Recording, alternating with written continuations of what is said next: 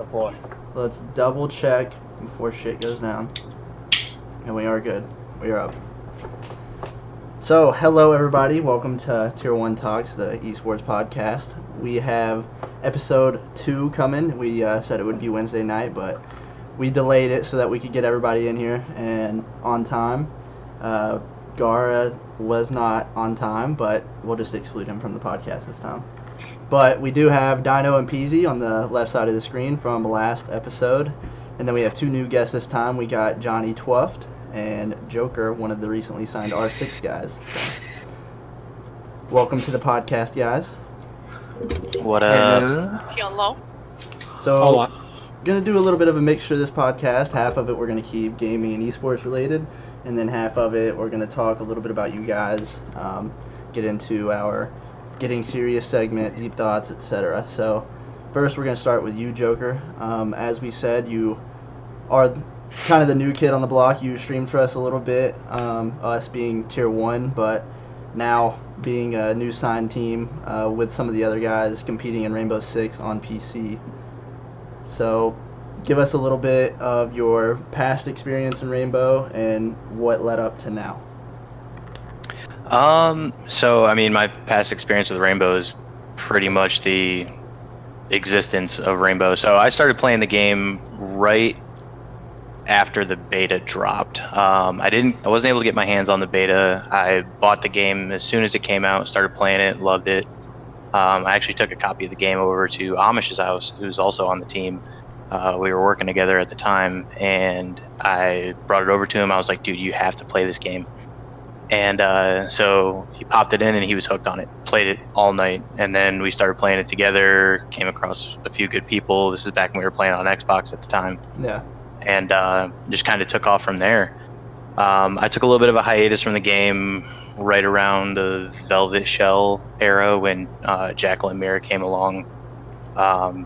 Stopped playing the game for probably almost 9 months, and then when I came back, I decided I was going to play on PC. So Amish and I built PCs. We started playing the game on PC. I think that was when we met you for the first time, actually, CJ, and then started playing together, and then everything kind of took off from there. We've been kind of bouncing back and forth between orgs and stuff like that, and now we're here with Tier 1 and finally hoping to actually make a big run in this. Got Challenger League quals coming up, so we'll see how everything goes. We talked about Rainbow a little bit because we had Gara last time, and Challenger League being the semi-pro division to get into Pro League for ESL. Yep. And I do believe that's when we first played together, was when you switched, when we all switched to PC. But Amish actually, who is on the team, we played on Xbox for the Major League. Yep. So we had a couple seasons together, and the team's actually made up of all players who came from Xbox that played since like day 1, season 1, essentially, right? Yep, sure is. So you got what?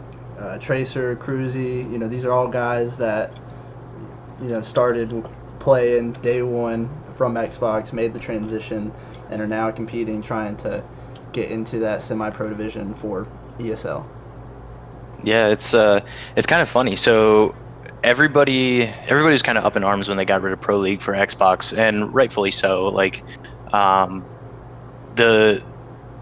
everybody felt like the demographic for Xbox players was much larger than PC, but for some reason PC just kind of stood out more, and so they got rid of Pro League, and everybody was kind of confused, and it forced people to switch over to PC if they wanted to play competitively on a high level.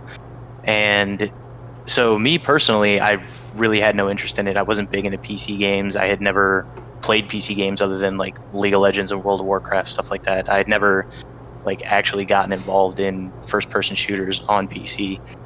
So that kind of is what shied me away from pursuing the game any further.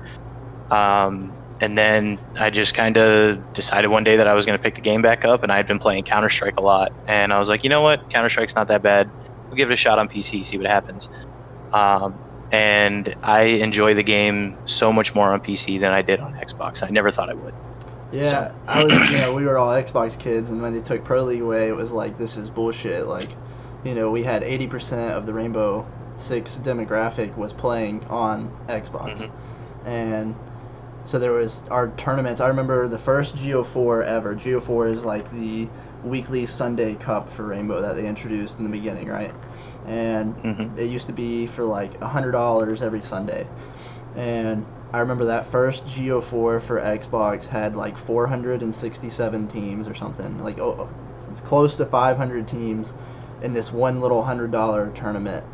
And then you look at the PC tournaments, and they couldn't even break 100 for months after, once all the Xbox teams kind of transitioned over, they started hitting over 100. But it was crazy to see. Like, I remember, with all of our buddies, and we were just like, why would you take Pro League away and like completely screw over this whole demographic? But I think it worked out perfectly right because PC Rainbow just like works so well, and it's so much smoother, and it is an entirely different game. So I think it was the right move in the long run. Shallon said Peezy looking like a snack over there in the bottom left. And I want to go ahead and say, the chat, you guys can ask questions. We will be interacting with the chat, so if you have questions for anybody, we will be answering those during the stream. So, but yeah, man, it's crazy to think it's already been out for years at this point, and that we all started on the sticks and moved to this point, and then now you're playing under the org, and it's wild it got to where it is. But with the team and with you, where do you see you guys going? What's the goal here? Where do you see Rainbow going? So I mean, where do I see the team going and where I see Rainbow going are two very different conversations. But starting with the team, in all honesty, I don't really know what it was that clicked, but there's just something that happened over the last, I'll say, 2 months that has elevated the team's play to another level. I can honestly say that the team that we have now and the level that we play at is higher than we have ever played. I don't know what it is. I don't know if it's just the chemistry clicking faster than it has with other teams that I've been on. But these guys are grinding it out. They're putting in the time, and it's really starting to show. Like, people are putting in the individual time even when we can't scrim and we can't have all 5 on. And it's insane, the increase in the level of play over the last couple months that I haven't seen in a team that was together for 9 months or a year. It's insane to see. So I think really we're only going up from here, honestly.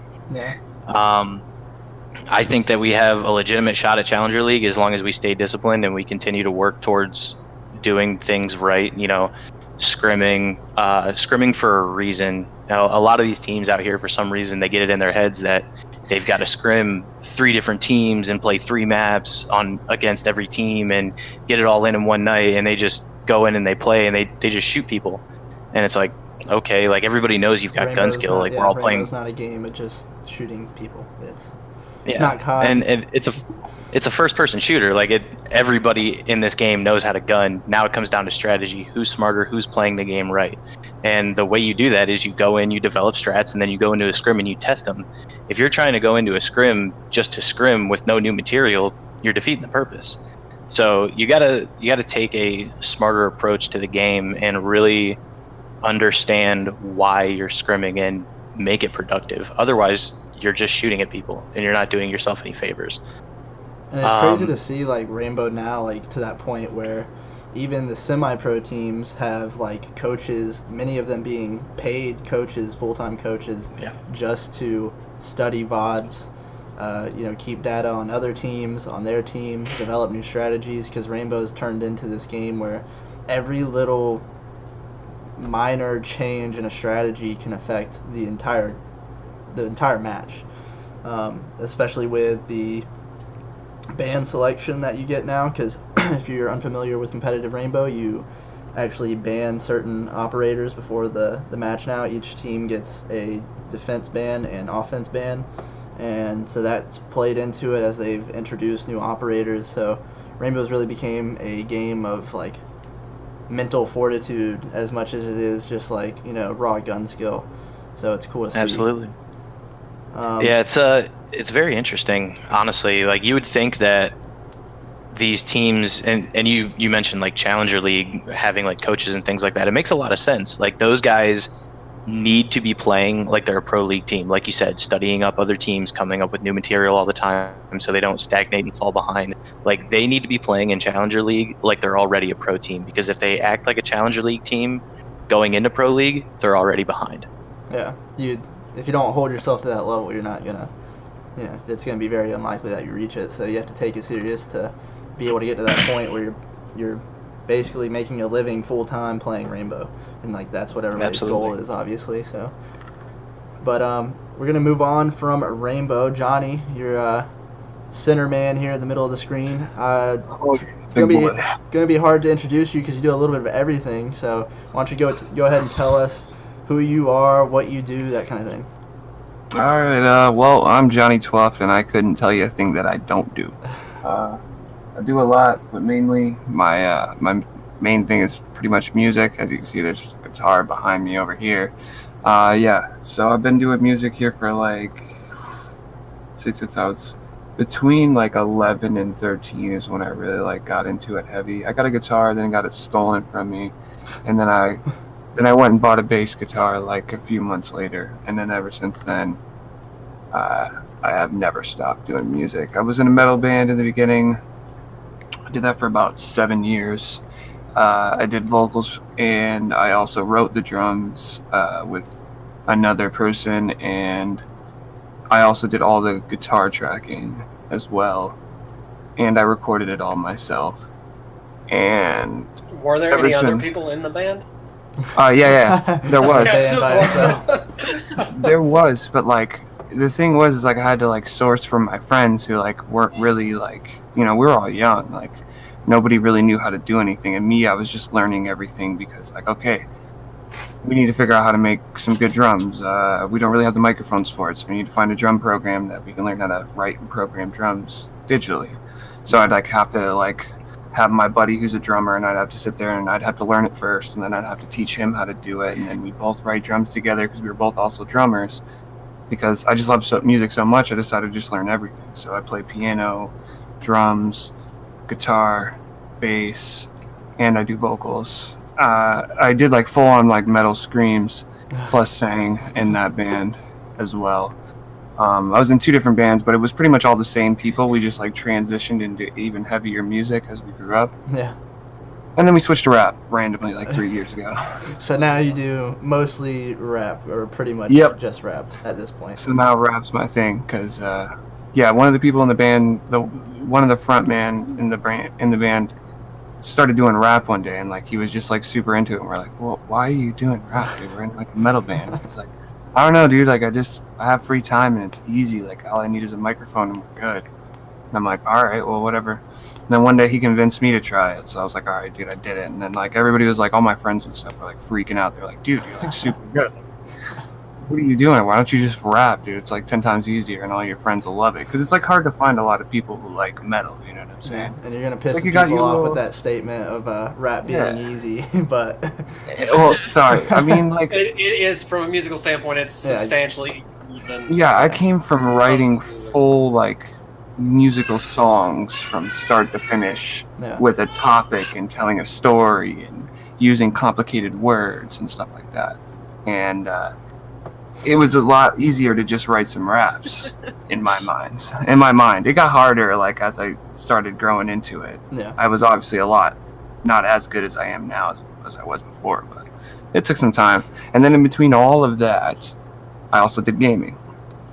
From about 13, 14 on till about 2 years ago, and then I stopped, and then I came back this year. So. And what'd you start on? What was gaming for you in the beginning? Really, it was I played COD 4 when I first ever touched Call of Duty, and that was dude, it was really old school. Okay, we were on 360, and we had one of those gigantic TVs, and then we had a cardboard box in the middle. You can't. And we would separate the screen. Yeah. Can't watch the other person's screen. Yeah, so we weren't screen watching each other, and we had 2v2, and that was what started it for me.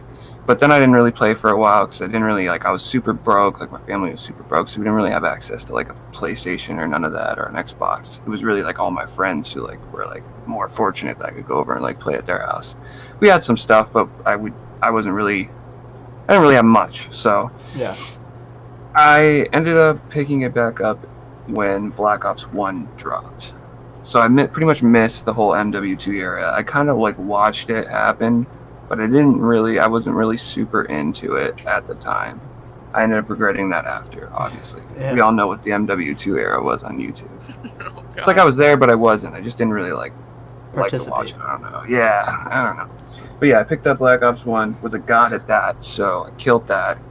And I was like, all right, dude, like, I found FaZe, I picked up a sniper, and I kept moving up, getting better, and then I found teams, a little team called SEG. That was the first team I think I ever joined, ever.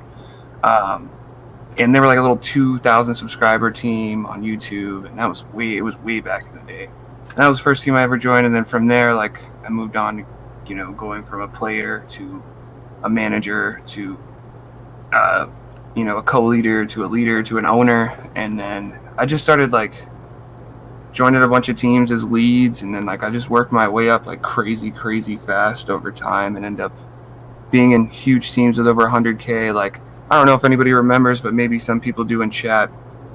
Teams like Malachik wasn't really a team, it was a community channel where they like showed like clips. I worked for that channel as well as XCOD Shots. That channel was gone now. That was another like highlight channel where they would post clips every single day. I worked for those two channels. I managed the channel, and I got them all their sponsors and everything that they got, all their scuff sponsors, Control Freaks, all that stuff.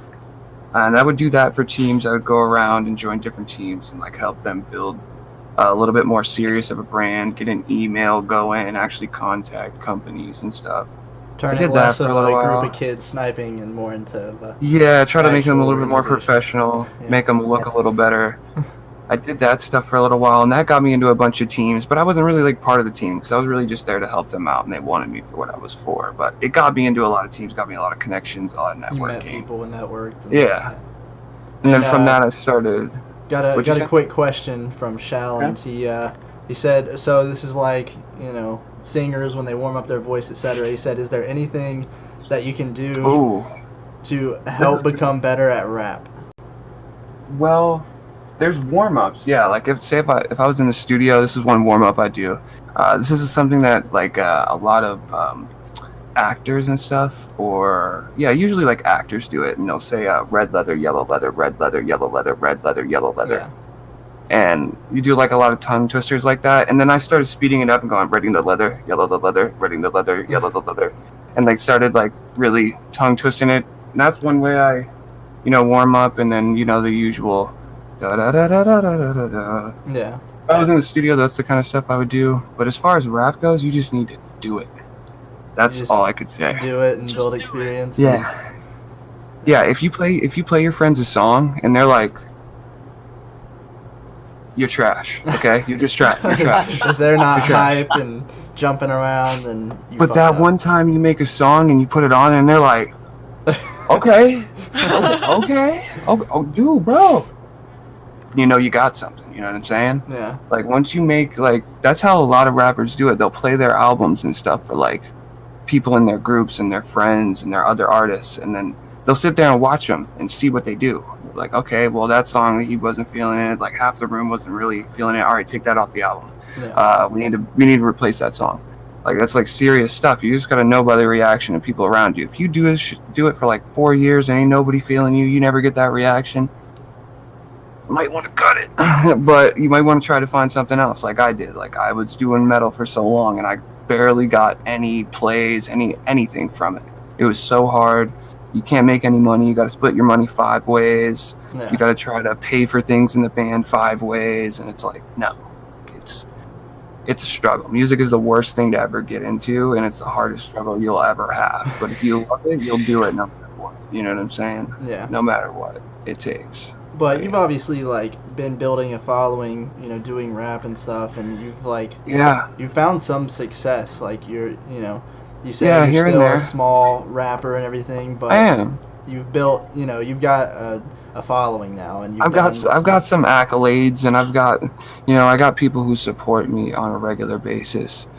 But like, it's so hard. It's like, yeah, I got like a little bit of a fan base, but I'm no little pump. I'm not like, you don't see me on World Star, Yeah. And you don't see me trending on Instagram or anything. Like, Yeah. I don't know, like, to get to that, it's super hard. And like, I'm just waiting for that moment where something happens. Like every rapper or artist has that moment where they get that one song that's just like, boom. Yeah. And all of a sudden they're playing shows across America, and like everybody's, oh yeah, Johnny Twuft. Yeah, I know that guy. What are you talking about? Yeah. I've been listening to him for 3 years. What do you mean? It's almost the same thing with like streaming, right? Because like rap now, like with technology and everything, it's honestly way easier to get into. It's diluted. So many people want to do it now, and that try to do it, and then streaming's almost the same way. If you take it to like gaming and esports, gaming or streaming is very diluted as well. You have millions of people that want to stream and they want to play video games for a living, but it's obviously very hard to do. But if you take it seriously, yeah, like people notice it. Like people will notice it.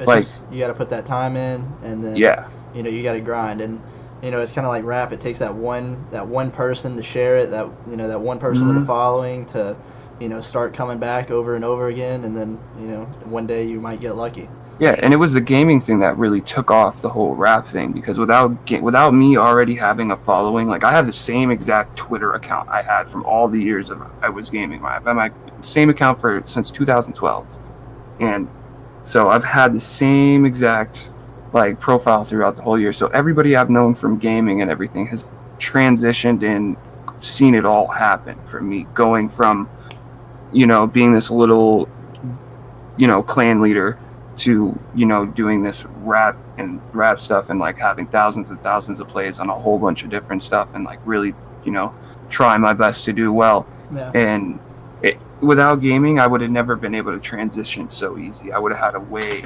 rockier road, because when I transitioned, like all the gaming kids were like, oh wow, like you can actually rap. Because all the people, you guys, I know a lot of people like probably in chat in here remember, like there was a lot of cringy rappers on YouTube back in the day. Absolutely. Like gaming, rappers that weren't really taking the rap seriously. They were just writing something on like their notes, and then like doing a parody rap about some YouTuber's girlfriend, Yeah.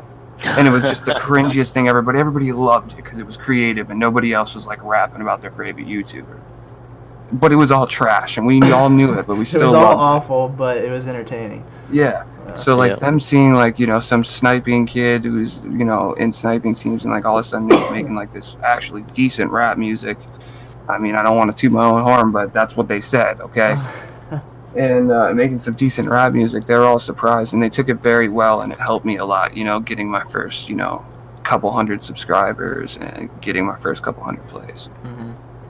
And what inspirations did you have getting into music and rap? Like, who did you listen to? Who did you take notes from? Like, okay, so like it goes back way far. Like there is a picture of me dressed up as Eminem when I was like 4 years old, with a microphone in my hand, and I'm on a family friend's shoulder. His name is Fredo. And in my little town that I live in, I'm pretty sure Osiris knows how small my town is. It's like 4,000 people in that town. Yeah. They were the only people who rapped. Like this one dude was the only person who rapped. They had a little rap group, and they loved like Eminem and all that stuff. And I would always hang out at their house, and they would play Eminem all the time. And I loved it. And when I was literally 4 years old, I'm sitting there singing like, really, really bad Eminem lyrics, like. And they're just dying laughing. I can remember it vividly. Like I remember, like they had a little microphone that only like I would be able to use. It was like a little acoustic microphone for like a guitar or something. But they let me use it. They plug it in and everything. I just sit there and rap Eminem all the time. So from an early age, like I was introduced to rap, but also at the same time, like my mom was like super like all over the place. She loved rap. She loved rock. She loved everything. So like I was always exposed to like she would have like a Kid Rock CD in the car, Metallica CD in the car, and then she would have a Nelly CD in the car. Hell yeah. And then a 50 Cent CD in the car as well. Yeah. You know what I'm saying? And we're switching through those, all the time. And like, I got exposed to a lot of really good music. Yeah. So I was fortunate enough that my mom was really just all about music. She was always banging it in the house. We had a giant speaker system. We had this Neon that had a speaker system in it so big that the whole thing sunk down to the ground because of how heavy it was.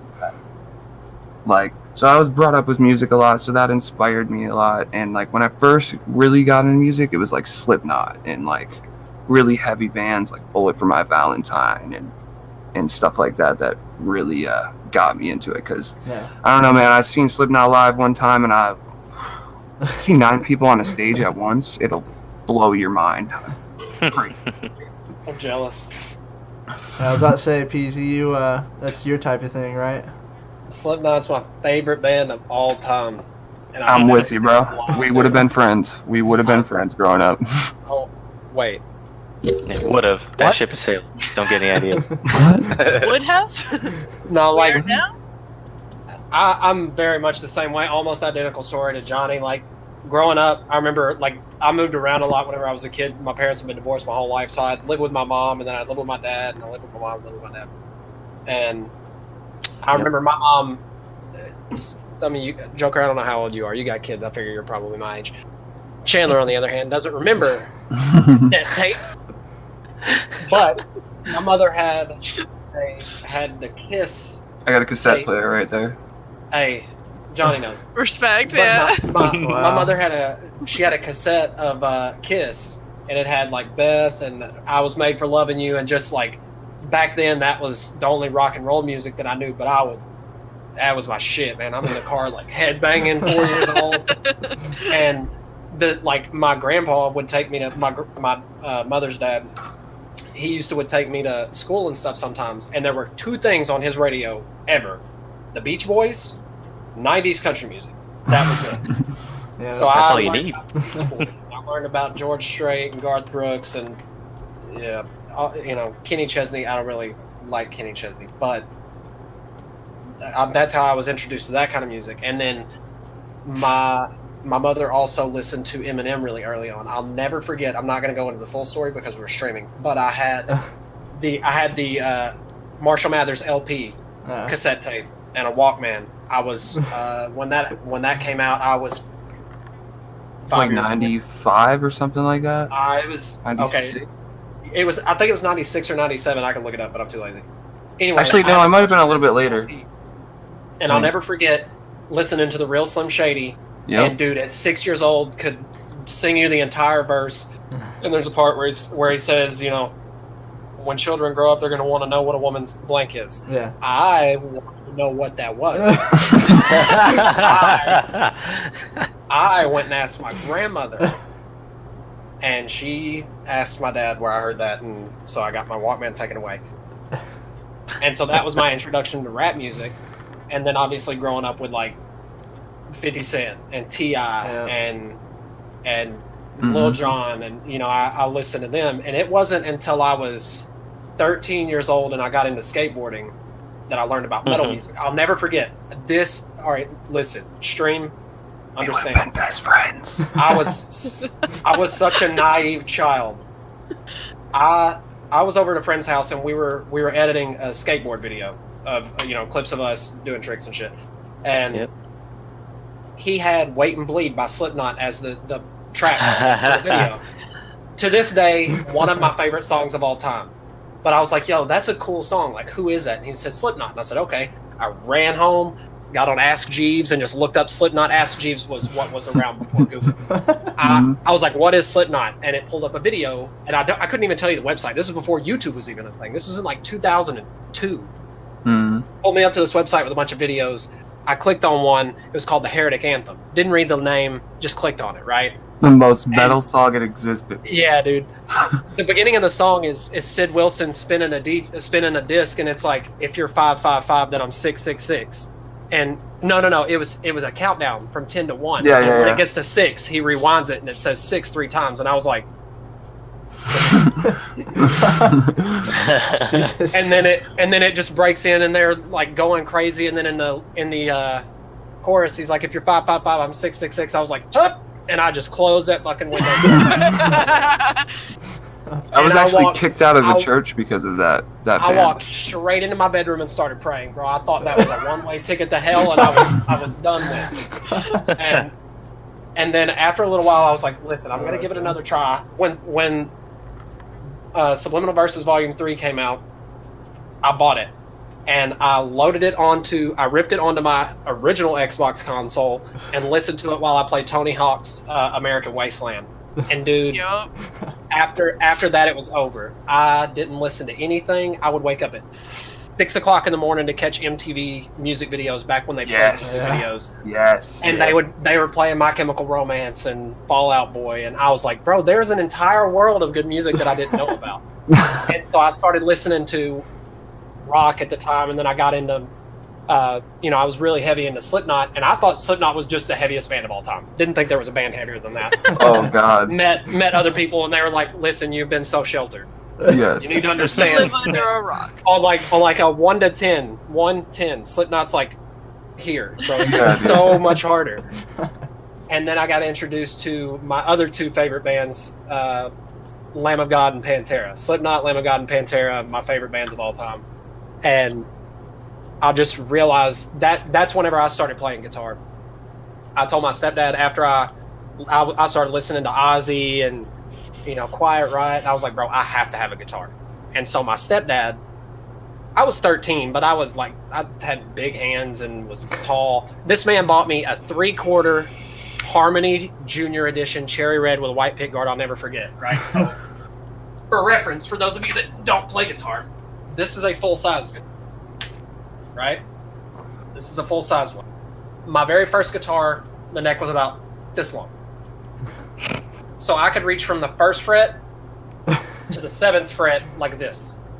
And I have big fingers and relatively big hands, so that was very awkward for me to do. But I played it. I played the shit out of it. I played it for 1 year because he got it for me for Christmas when I was 13, so that would have been whenever it was. And so I told him, I was like, I'm going to play it, but I want another guitar. And I told him I wanted an Ibanez. And he gets me this one, an Alvarez. Oh God. I would sell my children before I sold this guitar. He wanted something that looked more like this. Yes, that's what I was shooting for. This is a Schecter, but it's close. I've had a Schecter before. Schecters are actually really badass. But I told him I want an Ibanez. And he was like, hey, I got you an Ibanez. I open up the fucking case and see this big A up here. I was like, yo, dog, that's sticking on there. I was like, yo, dog, it's supposed to say Ibanez up there. And he said, well, too fucking bad, just play it. I was like, okay. So I started playing acoustic. And then over the years, acquired a bunch of other guitars. Hang on. Oh, God. Panic. Over the years, started acquiring more guitars and started refining like what I enjoy playing. So I've got guitars set up for different kinds of music. Like if I want to play metal, I pick up the black one. Country, I pick up the acoustic. And so that's led me to like Johnny said, meet a bunch of different people that I otherwise would not have met. I've made all kinds of friends through playing music and listening to music. Like friends of mine that make music from back in the day. They do battle with bands and stuff like that. I'd go out and watch them and meet new people. And music has, in some ways, and I'm sure everybody has a story about this, but like a certain song that like saved your life where you were down and just music was like the only thing that could help you. And that's an 100%. actual story for me. Like music has helped me through a lot of different shit. 100%. I'm always listening to music. During my streams, there's always music going. There's just music is everything. What do you listen to mostly, Dino? As of late, I've been listening to like throwbacks to the 90s and stuff like that. Like what kind of throwbacks? Like My Chemical That is a Romance, loaded question. Diary of a Dead Man, Yeah. and Okay, I was just saying, like, if you say 90s, like, are we talking like the Macarena or Nelly? yeah, just sitting there doing the exclusively Macarena. Mambo Glamour. number 5. Yeah. fucking. Oh, I was gonna. Oh, no, never mind. Yes, Blue by Eiffel 65. I was trying to spit that song out. Oh, there you go. There you go. Yeah. One of my favorite songs of all time, by the way. As a 100%, child, that song was 100%. ridiculous. That was the very first. That album was the very first CD that I ever got. Really? Yes, I had it on my parents got me, I tossed out the Walkman and they were like, bro, CDs are the way of the future. And I was just like, okay. And I got the little CD player that if you took the CD player and just did this with it, it would obliterate your disc. Uh-huh. You pull it out and it's just in 13 pieces. But I got one of those and an over-the-ear headset, and I can't remember the name of the album, but Eiffel 65's album with Blue on it. And I can remember like riding on road trips with my mom and just like that was my shit, bro. I loved it. So I've always said like if I could go blind or deaf, I'd rather be blind so that I could still listen to music. Yeah. 100%. I can play music blind. I can rap blind. Oh yeah, it's like if you're blind, you're a better musician anyway, right? 100%. Maybe I'll be on key for once. So what's the main genre for you, Dino? Just a little bit of everything. I don't have like a main that I listen to, honestly. Why are you so dirty? Johnny, There what's is not a podcast that we have that is kids not, don't come in? kids and, don't show up to. Yeah, I know. Look, there she is. She's waving. She should know us all by now.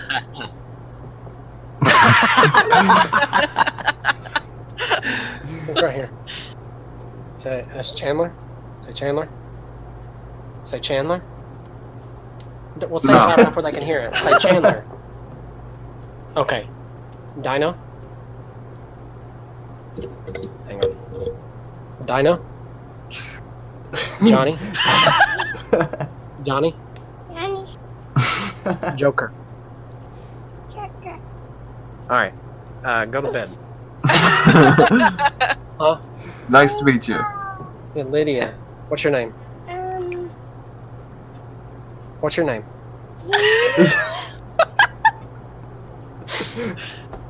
What a cheese ball. You need to go to bed. Go lay with Leah. Daddy. Yes, Daddy. Yes, I know. Yes, that's Lydia. Lydia, go to bed. Shut the door on your way out. Every podcast, kids come in and Yeah. crash the show, but we don't mind. But I was gonna say, what's the genre you hate the most? Me? Yeah. Like you just Ooh. you can't really listen to it, or you're like rarely in the mood for it. Oh man, Or you I have just very despise it. $5 he says country. Oh, I can dig some Garth Brooks. Get out of here, okay? There's a lot of people who don't like country, or they won't admit that they like country. I don't really like country. But other than that, no.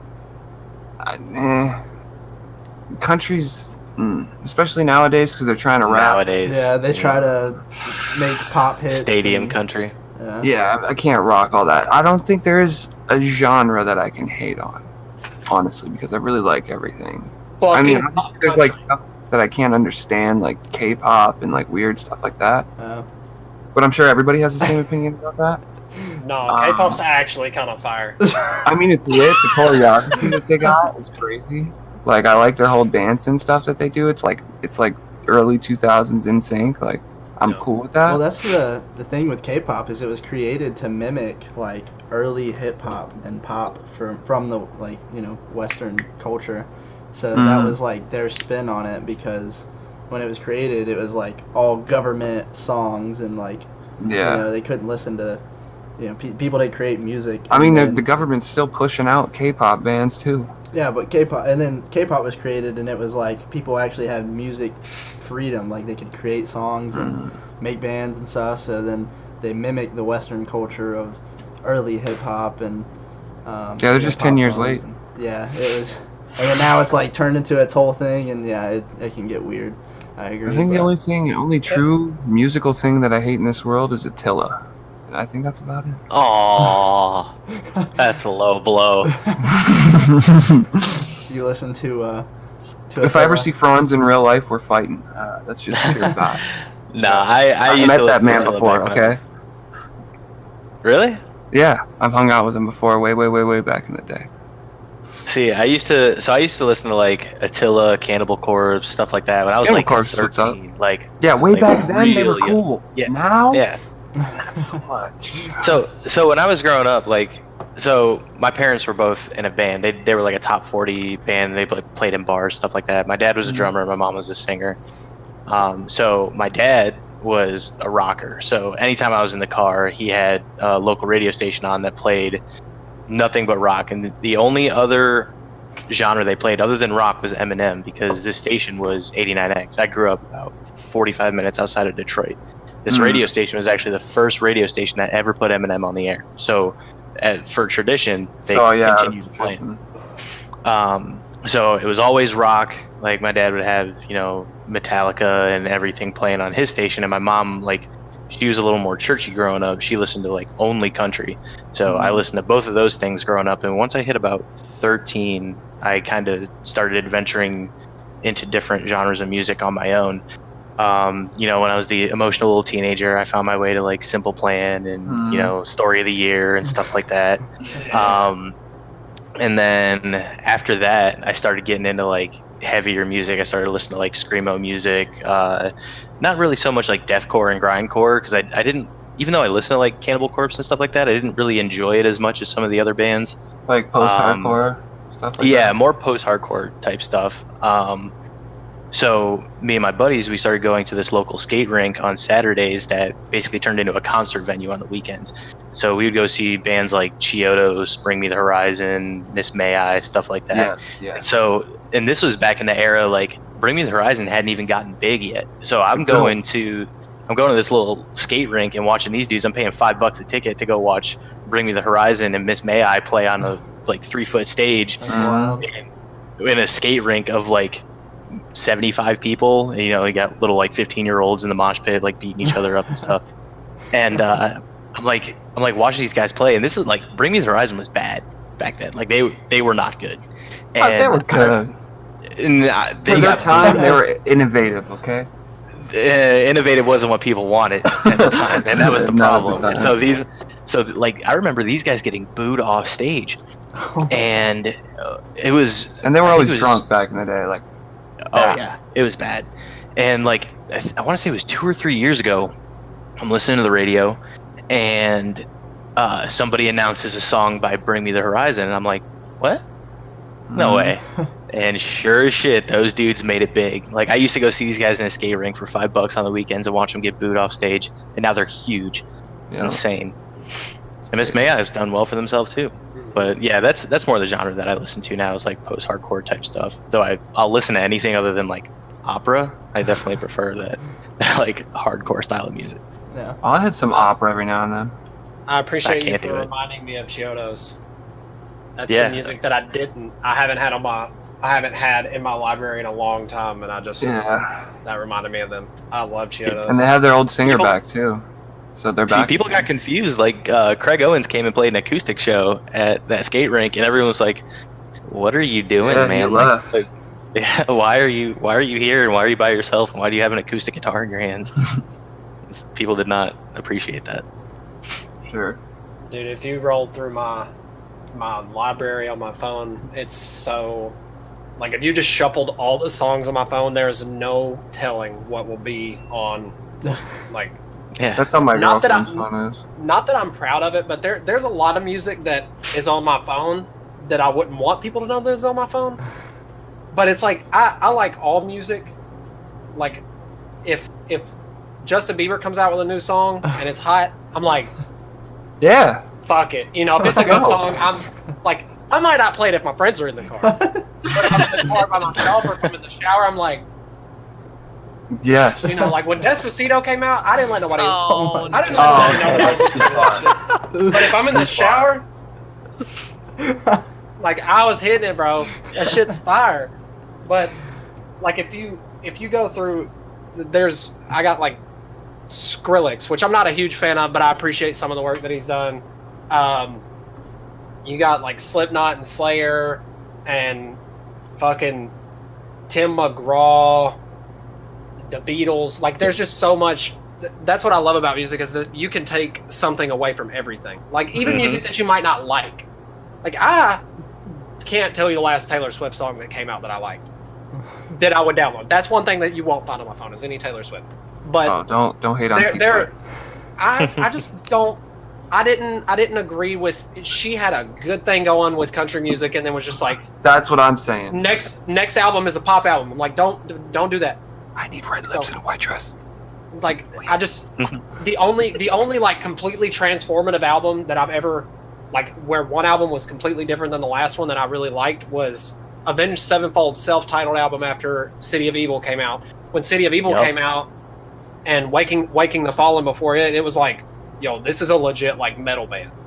And they kind of slowed it down a little bit with like Seize the Day and stuff like that on the City of Evil album, but it was still like Backcountry was a metal song, and Beast and the Harlot was a metal song. Well, then they came out with a self-titled album that had stuff on it like Dear God and Gunslinger and the weird shit with what's the song that I'm thinking of? The music. Yeah, you'll get there. Really creepy. Anyway, it was like it was like a completely different album. What are we talking about? I liked it. Avenged Sevenfold's. I got it right here. What was the name of that? I wasn't a huge fan. See, a little piece of heaven. That's what I was thinking of. See, the crazy thing about Avenged Sevenfold is I honestly, like, Sounding the Seventh Trumpet and Waking the Fallen are two of my favorite albums from them. I think those are the best albums they put out, personally. But that's just because that's the type of music that I lean towards. Yeah. But I will say, I don't think Avenged Sevenfold would have been nearly as big as they were if they had stuck with that style of music. And honestly, like, they were forced more into the, like, heavy metal style of music just because of his voice. But yeah, I think that was probably the best thing that could have happened to them. It's really... And honestly, the self-titled Avenged Sevenfold album is probably one of my top 15 albums of all time, and it is probably their worst reviewed album among like people that listen to metal completely. You know, if your favorite band is Slayer, you're not going to like Avenged Sevenfold after their self-titled album. If you like, you know, AFI, then yeah, you'll appreciate their self-titled album. So among metalheads, that is their worst album, but it is probably, I would say it's my favorite album they've ever put out, which is hard because, like you said, I've not had them come out with an album that I didn't like. I haven't liked the stuff that they put out since the Rev died as much, just because when he died, he took a big part of the entire band with him. Yeah. Like, but they're, you know, like, his death really changed the entirety of their music, in my opinion. Well, I mean, yeah, the same. Like, so that when they picked up Mike Portnoy from Dream Theater, like, that was... It was a good pickup. It was a good pickup. It was probably the best pickup they could have made, but yeah, it's so hard, especially once you define yourself as a band, and yeah, he does, and I don't disagree with that. However, there's just no replacing that style because for him, he established himself in his own style as a drummer, even while Avenged Sevenfold was developing their own style as a band. And once you do that, there's no replacing you. You've become unique, and that's a beautiful thing. But when something unfortunate like that happens, you're just never going to recreate it. And what a lot of people don't know about Avenged Sevenfold is that, well, I won't say a lot of people, what some people don't know about him is that the Rev was actually the person that wrote all of their music. He wrote the lyrics. I read interviews and I watched interviews where everybody in the band was talking about Rev would go sit in the studio and do all of the entire song, and then just people, you know, Shadows would come in and Sin would come in, and he would just hand them their sheets, like, all right, put a solo on this, sing this, you know, here's your bass line. It's like me. You know, yeah. I mean, he was That's what I did. Composing the entire song in the studio by himself, and then he was like, all right, well, I can't play solos as well as Sin, and I can't obviously sing like Shadows can, so I'm just gonna, you know, hand these off, and you guys put, you know, sprinkle your piece in there, and then it's done. And so when he left, they were like, oh shit, we don't know how to do all of this stuff. Like, yeah. Everybody started having to write their own music, and especially bringing in another drummer that already has such a dynamic style. And Yeah. like Joker said, Hard. I feel like there are a very minimal amount of people that could have picked up and carried the band on like Portnoy did. Because in my opinion, Mike Portnoy is a top 3 drummer of all time. He's a fantastic drummer. He's good. I'll give you that. I feel like him and maybe Joey Jordison from Slipknot, because honestly, I put Joey Jordison as the greatest drummer of all time. I think he's better than Neil Peart and yeah, I was about to say Neil Peart's up there. Neil Peart's my number 2. I've got it Joey Jordison, Neil Peart, and then Mike Portnoy. But I feel like the amount of people that they could have brought in to finish Rev's part just on the drums, Mike Portnoy was the best fit, like you said, that they could have possibly gotten. Had they gotten somebody from, I don't know, just some other band that plays in their kind of genre. I was trying to think of a band off the top of my head, but just like death metal bands kept coming up, and that's not who they are. But it definitely wouldn't have been nearly as successful had they picked somebody else other than Mike Portnoy, so I agree with you with that. So moving on from that, though, one genre of music that wasn't talked about at all that Burley actually brought up was EDM. EDM, do you get down with it? Do you not listen to it? Used to make some of it back in the day. Yeah. Fuck with it. Heavy. I dabbled in some dubstep and some EDM, and I mixed it in with the metal stuff I was doing. So that's the thing with EDM is I feel like it's kind of like branched into like this whole Yeah, you can do tree of anything. different genres on its own too. Because you have like. So. Go ahead. So my thing with EDM, one, it's not for me, but I will say that one of the beauties of music is it makes you feel a certain way. And any music that you can relate to, any music that resonates with you, no pun intended, if it's your style of music and you enjoy it, then by all means, listen to whatever you want. I'll never judge somebody for liking a certain style of music. That doesn't mean I have to like a certain style, but EDM is just not for me because it doesn't really resonate with me like some other types of music do. And one of the things I like the most about post-hardcore music is you more often than not will find lyrics that really speak to you with a very impactful instrumental behind it. Something that builds up to a certain point in the song to where the most impactful lyrics or the most impactful part of the song lines up with the most impactful part of the instrumental, and then it all hits you at one time. And it's kind of an emotional roller coaster, as cliche as that sounds. It's like more human, right? It's yeah, and it's easier to relate. Now, on the other hand, EDM opens up a world of imagination for somebody who really enjoys music, because it's kind of one of those things where so my dad, being a drummer, he used to always tell me, like, don't ever watch music videos. And I was confused because I was that kid that would turn on Saturday Top 20 on MTV and be like, I love all of this. And my dad would be like, don't bother with music videos. And my dad's a very like Changes music your perception.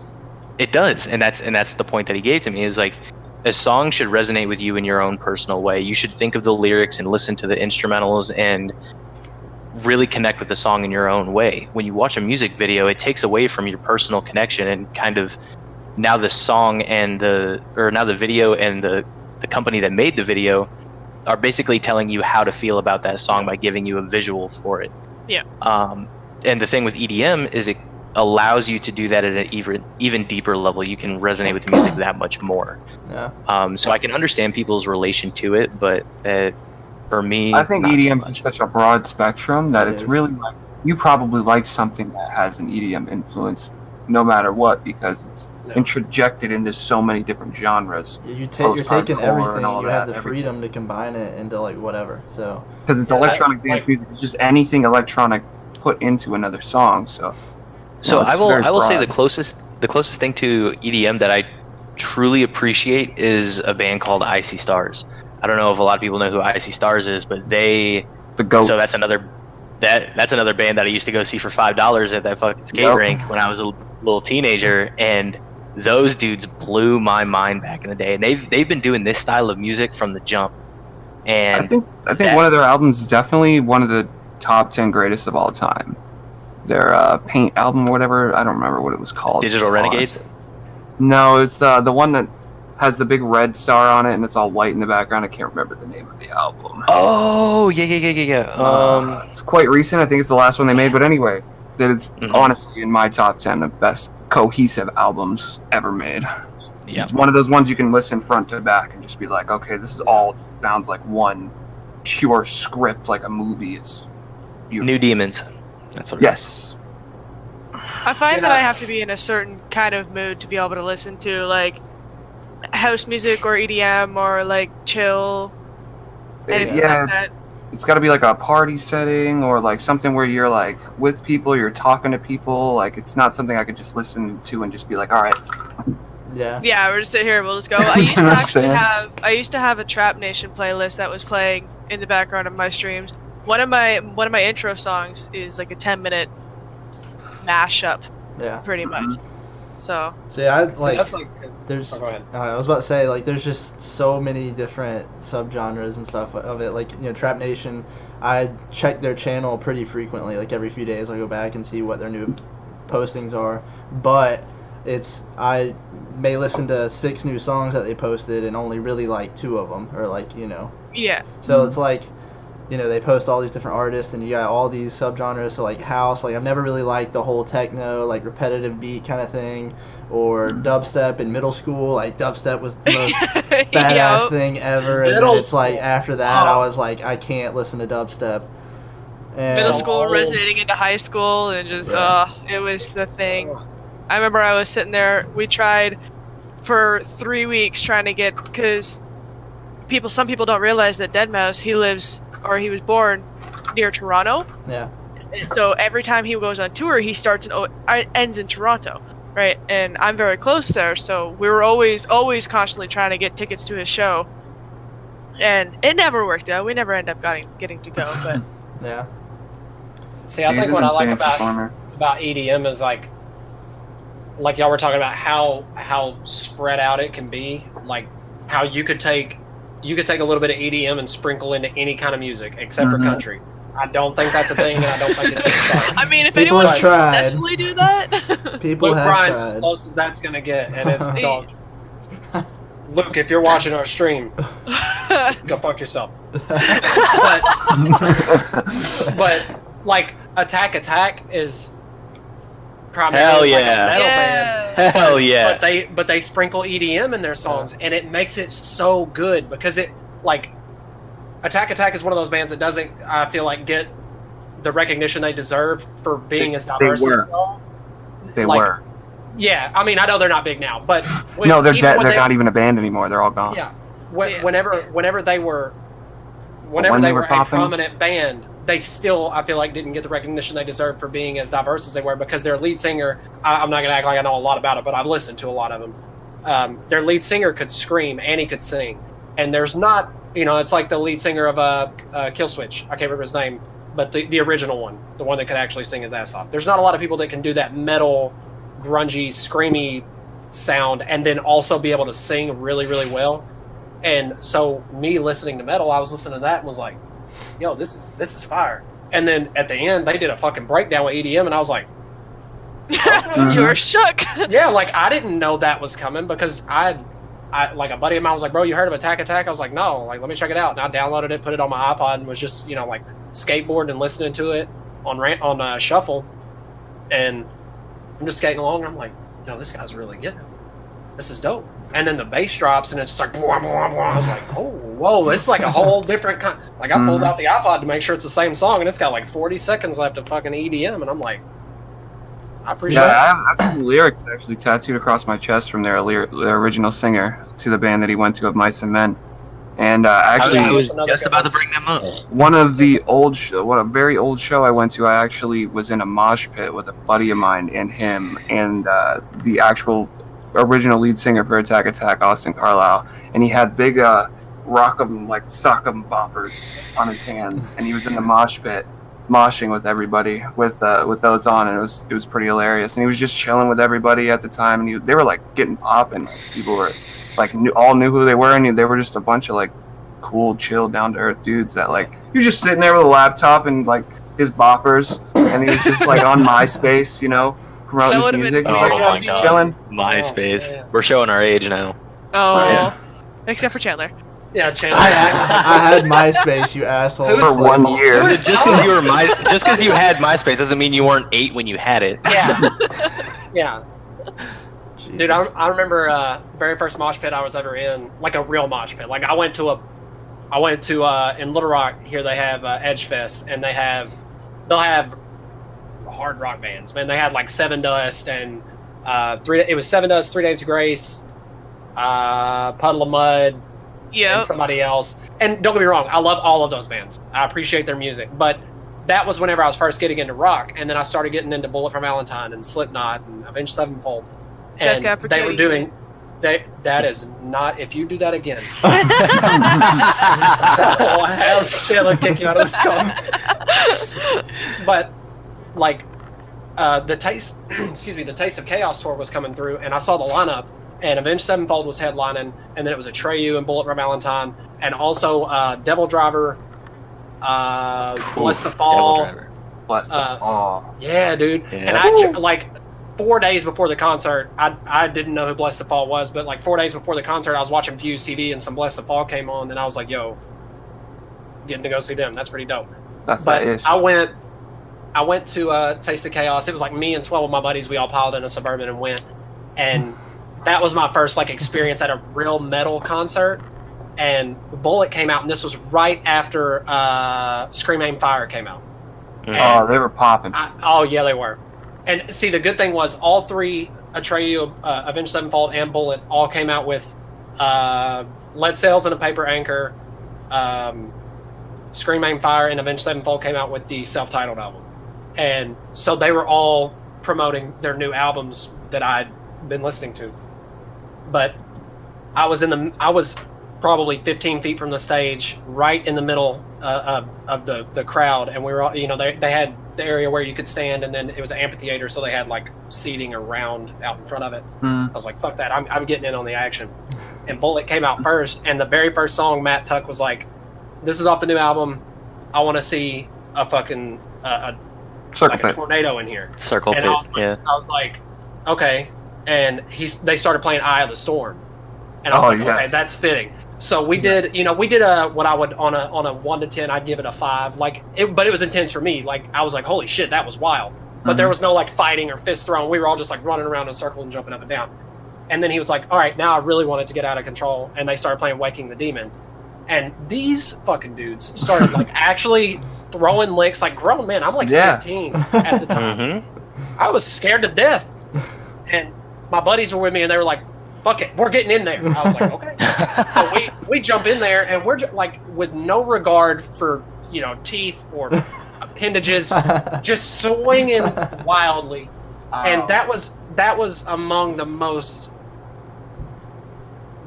enlightening experiences of my entire life. Like, I felt like I learned so much about myself in that 4-minute song, and fighting. Like, I don't know if you guys have ever fought 30 other people for 4 minutes straight, but it's great. wild. It's great. You are exhausted. It's exhilarating. Done. But they were the Taste of Chaos tour by Rockstar, so they were just passing out shots of Rockstar everywhere. I was fucking hyped up, dude. So one of the last hardcore shows I ever went to, one of the last times I was ever actually like in the mosh pit, because I used to do some hardcore dancing back in my day. I was one of the cool kids. Yeah, that Twuft stuff. Wait, go move the chair back up. Let us see. You don't want to see Knowledge bad, so. Hey, I value my computer. I'm not trying to destroy it. You go two-step his computer off the desk. Yeah, but so I was probably 17, and me and my buddies found out that Asking Alexandria was playing in downtown Detroit. And I asked my parents, I was like, hey, can I go to this concert venue in downtown Detroit? And my dad was like, where's it at? I was like, it's a place called Harpo's. And my dad was like, I don't want you going there. And I was like, why not? He's like, I played Harpo's growing up, and back then I didn't belong there. I definitely don't want you there. I ended up going anyway. And so I'm talking to my buddies on the way, and I'm like, dude, we're going to see Asking Alexandria. They're my favorite band. Like, I was all about Asking Alexandria back in the day. And all I wanted was to go there and see them play the final episode. That's all I wanted. And so we get there, and like they've got 2 different stages, and they're like offsetting different bands. Like Born of Osiris would play on one. My buddies were in a band called Sycamore. They actually played on the alternate stage. and then Asking Alexandria finally came out. So they start playing, they play some songs, play some more songs, and the final episode hasn't happened yet, and I'm like getting nervous. I'm like, oh my god. And I've been in the mosh pit the whole night. And finally, like, they're like, all right, this is the last song, and it's not the final episode. I'm like, you gotta be shitting me. And so they play their song, and they all leave the stage, and the entire place screamed encore for 10 minutes. They finally came back out, and they just start playing final episode without saying anything, and I lost my mind. I was in the mosh pit the entire time. I ended up spin kicking this dude in the back of the head, and I look up, and this dude is like 6'2", black with dreads, and I'm like, this is how it ends. This is the end of me. And so I back off. I'm like done, and the dude comes up to me after the song. He was like, yo, yeah. Nice spin kick, man. I was like, Exactly. I thought I was dead for sure, but that was the best concert I've ever been to. And they played on like a 12-foot stage, because that's how Detroit was back then. And they played up on a 12-foot stage, so it was like if you were in the mosh pit and you were in the front and you got pushed, you were getting pushed into a wall. Mm-hmm. It was insane. That's how, Worst story I ever had from a mosh pit was this one dude. I seen this dude literally get kicked in the face, just like you're talking, but he got kicked directly in the side of his face, and literally his eyeball fell out. And I'm Oh my god! not even exaggerating. This dude is walking around like this with he had a broken nose and his eyeball fell out. Oh my god! His eyeball fell out of the socket and broke, and then he broke his nose. He's like this. I'm like, you good, bro? You good? I'm like doing this. I'm like, oh my god. He's like, yeah, I'm good. He's walking to the bathroom, comes back out 10 minutes later. He's like, yeah, I'm not good, bro. I'm not good, bro. I wonder why. Yeah, because like the band ended and it happened on the last song, so everybody's going wild for that last one. And yeah, literally like they called the ambulance, and he's like walking out the door just holding his eyeball in his hand. Disgusting. I would have asked you to spin kick me again, except break my neck the second. Right? It was terrifying. It was the worst thing I've ever seen. Just imagine being in a pit, you look up, dude, just like the eyeball it gets hanging wild out. in there, man. I'd never get in a pit again if I saw that. Never. He was Like psyched. you were He was like, talking yeah, about, I'm good. Joker. I was at that same concert, the Taste of Chaos tour. Avenged Sevenfold was headlining, and they played a bunch of tracks from their newest album, and then it felt like they brought us all the way up, and then didn't finish it. And I was like, they were all like, "All right, Little Rock, you've been great. We appreciate you." And the rest of us were like, Wait, we what? started screaming. Look, Agara in chat. And Sin comes in, and all you see is like a spotlight on Sinister, and he comes out, and he just picks his guitar up, and he starts playing Walk by Pantera, and everybody loses their shit.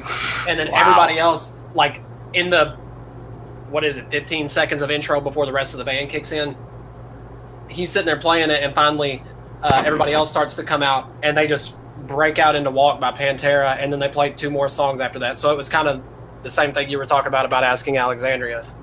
And That's that awesome. was whenever they played Walk by Pantera, that was more magical than any of the songs that they played, because we all really felt like we were about to have to pack our shit and go back home on that note. Like they just, and we should have known better, because they ended it, I can't even remember what song it was, but they ended it on a song that was not one of the hits, like one of their main songs. Yeah. And they just walked off the stage. We were like, come back. Y'all ain't done yet. Mhm. And, and it was so satisfying, man. Yeah. Well, we are at an hour and 8 minutes, so we are actually going to end it on that note, because if we break out into any other, points, then we'll be going on forever. So we're just gonna go ahead and end it on this one. But this was episode 2 of Tier 1 Talks. If you just came into the stream where you caught the last half of it, this will be uploaded to YouTube. You can watch the beginning where we talked a little bit more about gaming and esports and that beginning part, but that you will be able to find it on the Tier 1 channel on YouTube. Thank you so much for Johnny and Joker for coming on. Peezy and Dino, they're all right too, but they came Thanks on for again. having me. And hope you guys enjoyed. And we will be back next week, Wednesday, possibly Thursday. I don't know. You'll see. We'll post a tweet. So thank you guys for tuning in.